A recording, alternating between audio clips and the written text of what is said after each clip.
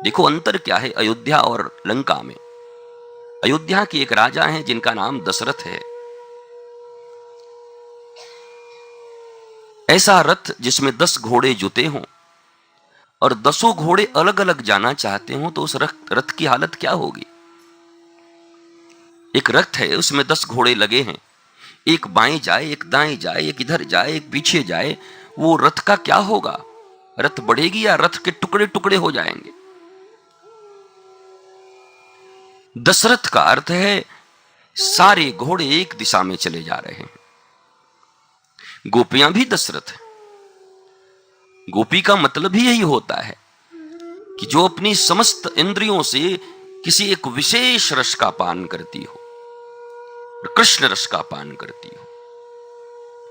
तो दशरथ का मतलब यही है कि उनकी सारी इंद्रियां परमात्मा की ओर अग्रसर हैं। और एक दिन थोड़ी सी चूक हुई दशरथ से, जहां गोस्वामी तुलसीदास ने इंगित कर दिया।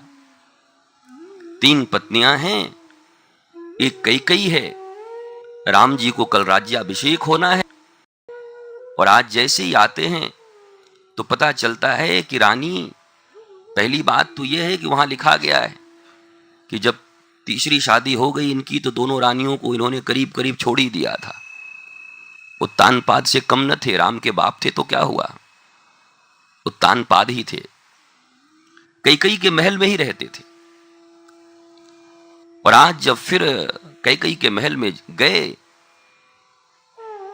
और बड़ी एक सुंदर बात आती है रामचरितमानस में कि दशरथ कहते हैं गुरुदेव को कि हे गुरुदेव, राम को आप आदेश दीजिए कि कल उसका राज्याभिषेक है, आज संयम से रहेगा। पहले राज्याभिषेक हो, राजा बने, उसके लिए संयम चाहिए। कई रात्रि संयम से रहते थे, ब्रह्मचर्य का पालन और बहुत बहुत नियम हैं ताकि इंद्रियों पर नियंत्रण हो। आप राजा बनने जा रहे हैं ना, तो राजा भोगी होगा, लोभी होगा, चोर होगा, तो वो कैसा राजा बनेगा। इसलिए जाओ, राम को नियंत्रण में रहने के लिए कहिए। राम को कहते हैं कि संयम में रहना और खुद असंयम में कैकेयी के पास चले जाते हैं। न जाते एक रात्रि, क्या बिगड़ा जा रहा था, इतने भोग में क्यों डूबे हुए हो। कल पुत्र के लिए कह रहे हो कि संयम में रहे, मतलब सीता से दूर रहे। राम अलग, सीता अलग, और भूमि पर शयन करें क्योंकि कल उन्हें राजा बनना है। अपने आप को पवित्र कर ले और ये जान ले कि मैं कौन हूं, इस पृथ्वी पर क्यों आया हूं। किसी भी बड़े दायित्व को प्राप्त करने से पहले संयम जरूरी है।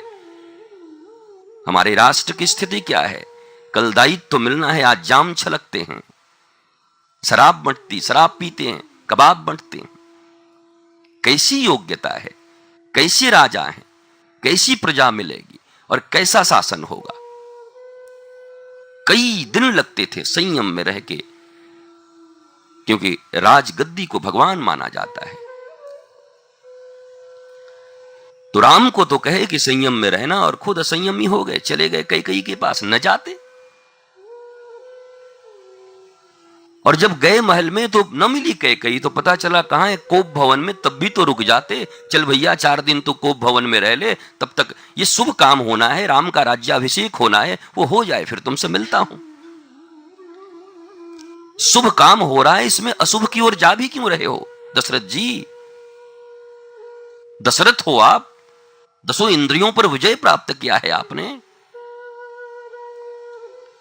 पर महल में न मिली तो अब खबर मिला कि कोप भवन में, तो कोप भवन चले गए और सारी गड़बड़ी वहीं से हो गई। न जाते, कल हो जाता, राज्याभिषेक हो जाता, राम राजा बन जाते। 2 दिन के बाद, हाँ भाई प्रिय क्या बात है, तुम बड़ी रूठी हो, क्या मामला है। जाएगी कहां, जाना भी कहां है, उसको छोड़ के कहां जाएगी। इतनी भी जल्दी क्या थी मनाने की। ये व्यवहारिक पक्ष है, परिवार के लिए कह रहा हूं, वो तो स्क्रिप्टेड है। यहां सवाल मत उठाना राम के ऊपर, यहां कैकेयी के ऊपर और दशरथ के ऊपर। ये सब पिक्चर बन रही है, यहां रोल निर्धारित है। कैकेयी माता को ये करना है, दशरथ जी को ये करना है, राम जी को ये करना है, गुरुदेव को ये करना है, ये निर्धारित है। वहां दिमाग मत खपाइएगा।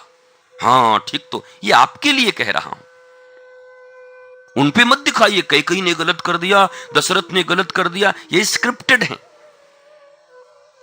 राम जिसको पिता बना रहे हैं वो कोई साधारण व्यक्ति होगा क्या? राम जिसको माता बना रहे हैं, अपनी नहीं सौतेली माता है पर दूध उनका पी रहे हैं कैकेयी का, वो कोई साधारण स्त्री होगी क्या? तो यहां बुद्धि मत खपाइए। ये आपके जीवन जीने के लिए कहा जा रहा है कि जब ऐसी परिस्थिति आए तो भगवान कहते हैं कि तब कोप भवन मत जाना, रुक जाना, पहले शुभ काम कर लो, फिर तेरे कोप भवन से निपट लेता हूं।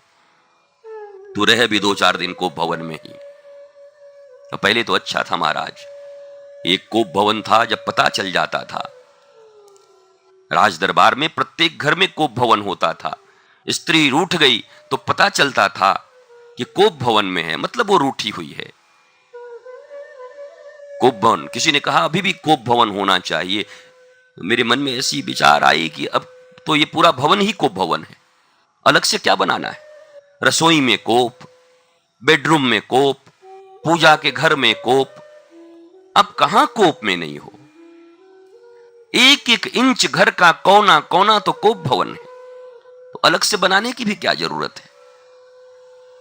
संयम होता कि नहीं, बेडरूम में तो कोप भवन है नहीं, बेडरूम तो बेडरूम है, भगवान का घर तो भगवान का घर है। सामूहिक तौर पर जब बैठे हैं तो वो तो अलग जगह है। ड्राइंग रूम में बैठे हैं तो भैया वहां कोप नहीं करना है। किचन तो कोप की जगह है ही नहीं, तो एक कोप भवन बन जाता। पर अब भवन ही कोप भवन है, हर जगह कोप है। इसलिए दशरथ जी 10 इंद्रियां जिनके वश में थी, बस छोटी रानी के आने के बाद उनके सौंदर्य के ऊपर मुग्ध होकर और कैकेयी से जो ज्यादा उनका आसक्ति था, प्रेम नहीं कहते इसको, आसक्ति कहते। प्रेम और आसक्ति में अंतर है। आसक्ति ही जब विराट से जुड़ जाए तो वह प्रेम बन सकती है, पर प्रेम भी क्षुद्र से हो जाए तो आसक्ति बन जाएगी। जरा समझ लीजिएगा इस बात को। प्रेम क्षुद्र से हो, प्रेम का पात्र कौन है जरा वो तो देखिए। आप प्रेम करते हैं ठीक है, पर पात्र कौन सा है? दुष्ट से प्रीति करोगे तो टिकेगी? कंस से कोई प्रीति करे तो टिके? तो प्रीति का पात्र कौन है आप निर्धारित करिए। हम रोते ही रहे, हम गुरुजी सबको प्रेम करते हैं फिर भी मेरी यह हैसियत, इसीलिए तो तुम्हारी यह हैसियत है, सबको प्रेम किए चले जा रहे हो। प्रेम के पात्र सब कोई नहीं हो सकते। राम ही केवल प्रेम प्यारा, जान ली हूं जो जान नहीं हारा। रामायण तो चीख रही है कि प्रेम के पात्र एकमात्र परमात्मा हैं। तो आप कहां कहां लगा रहे हो, कहां कहां बांट रहे हो? और फिर कह रहे हो मैं सबको प्रेम करता हूं फिर भी मुझे कोई नहीं समझता। कोई ना समझेगा, आपने पात्र गलत चयन किया, और चयन जब कर ही लिए तो फिर निरासक्त हो जाओ। गलत पात्र से प्रेम कर रहे हो तब यह आशा मत रखो कि उसके बदले में तुम्हें कुछ मिलेगा। रिटर्न गिफ्ट मत चाहो। एक तो गलती, गलत पात्र से प्रेम कर रहे हो, चलो गलती सुधर सकती है अगर कोई अपेक्षा ना रखो। नहीं मैं प्रेम करता हूं, मेरी कोई अपेक्षा नहीं, तो आप पहुंच जाओगे अपने मंजिल तक। प्रेम भी गलत पात्र से करोगे, अपेक्षाएं भी रखोगे, कैसे प्राप्त होगा तुम्हें वो? उसके बदले में प्रेम कौन देगा? दुखी रहोगे, हैरान रहोगे, परेशान रहोगे, पूरा जीवन गुणा भाग करते रह जाओगे। गुणा गणित, बचपन में ये किया, जवानी में ये किया, उनके लिए ये किया, हम वैसे किए, वो परिवार को हम पाले। क्या गुणा गणित कर रहे हो? ये गणित करते करते चले जाओगे। जाने से पहले उस सत्यता को उपलब्ध हो जाओ, उस प्रेमता को उपलब्ध हो जाओ। जीवन के कुछ ऐसे क्षण तो हो, दोनों हाथ उठा के कह सको कि वाह वाह वाह मैं आनंदित हूं भैया, मेरे जीवन में कोई दुख नहीं। भगवान 2 प्रकार की वस्तुएं तुमको देते हैं, एक उनकी कृपा और एक उनकी इच्छा। जब सब कुछ तुम्हारे अनुकूल है, घर परिवार पत्नी परिजन पैसा रुपया, तो समझ लो भगवान की कृपा है मेरे ऊपर। और ये सब विपरीत है तुम्हारे, तो समझ लो भगवान की इच्छा है। दोनों में संतोषी रहो, दोनों में ही आनंदित रहो, क्योंकि भगवत इच्छा के ऊपर और विश्व की कोई इच्छा आ नहीं सकती। इच्छा उन्हीं की चलती है। सब अनुकूल हैं तो कृपा है, सब प्रतिकूल हैं तो भगवत इच्छा है। मस्त रहो, खुश रहो। उनकी इच्छा में, उनकी राजी में हम भी राजी हैं, उनकी रजा में हम भी राजी हैं। और तुमने देखा होगा पुराणों में, इतिहासों में, जब जब भगवान की इच्छा में कोई राजी हुआ तो बहुत दिनों तक ना, फिर भगवान ने स्थिति पलट दी उसकी। भगवान ने परीक्षा ली। लोग कहते हैं मेरी ही क्यों? भाई, इस दुनिया के सबसे बड़े एग्जामिनेशन हॉल में बैठे हो, इस दुनिया की सबसे बड़ी अर्हता को प्राप्त करना चाहते हो, पत्नी प्राप्त करने के लिए कितना एग्जाम देना पड़ता है। अगर ठीक पैसे न हो, रुपए न हो, लंगड़े हो, काने हो, तो रिजेक्ट कर देगी। अच्छा बाप अपनी बेटी को न देगा तुम्हें। वहां परीक्षाएं हैं, धन प्राप्त करने में परीक्षाएं हैं। और ये जो एग्जाम दे रहे हो पहले से लेकर के आईए, बीए, सीए, डीए जो कर रहे हो, उसमें एग्जामिनेशन।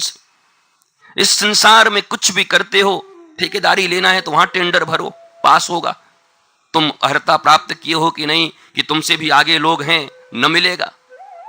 हर जगह, छोटी से छोटी जगह एग्जामिनेशन है।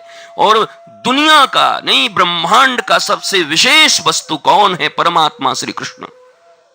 उनको पाने जा रहे हो तो एग्जामिनेशन देने के लिए तैयार नहीं हो, मुफ्त में चाहते हो। ये सड़ी गली चीजें, मिटने वाली चीजें, जिन पर आसक्त होके इतने मिटे मरे जा रहे हो, उनको प्राप्त करने के लिए कितने नाज और नखरे उठाने पड़ते हैं जीवन में, कितना सहन करना पड़ता है।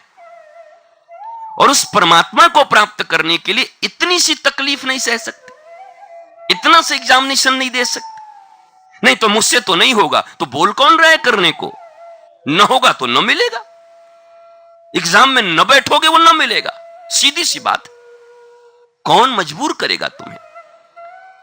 तो फिर जाओगे संतों के पास, बड़ी तकलीफ में हूं, कोई उपाय करिए। वही तो उपाय हो जो बता रहा हूं, वो मानने को तैयार नहीं, कहने को तैयार नहीं। वो करो और बड़े बड़े एग्जाम होंगे, सब विपरीत हो जाएंगे। पत्नी विपरीत चली जाएगी, बेटा विपरीत चला जाएगा, जिनके ऊपर बड़ी भरोसा कि वो विपरीत चले जाएंगे। हरिश्चंद्र के ऊपर तो गुरु ही विपरीत चले गए।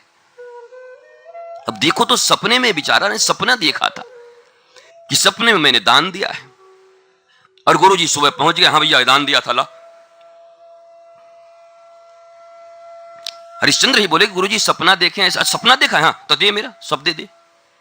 अब गुरु ही विरोधी बन गए, यहां सब ले लिया, पत्नी बिचवा दी, बेटे को बिचवा दिया, खुद जाके और लाश जहां जलाए जाते हैं मुर्दे, वहां पर मुक्ति धाम में बैठ गए टैक्स लेने के लिए। क्या जिंदगी बन गई? कहां राजा थे, कहां रानी थी, कहां भोग विलास था, और कहां आ गए मुर्दों के बीच में मुर्दा जलाने, एक कपड़े पहनकर।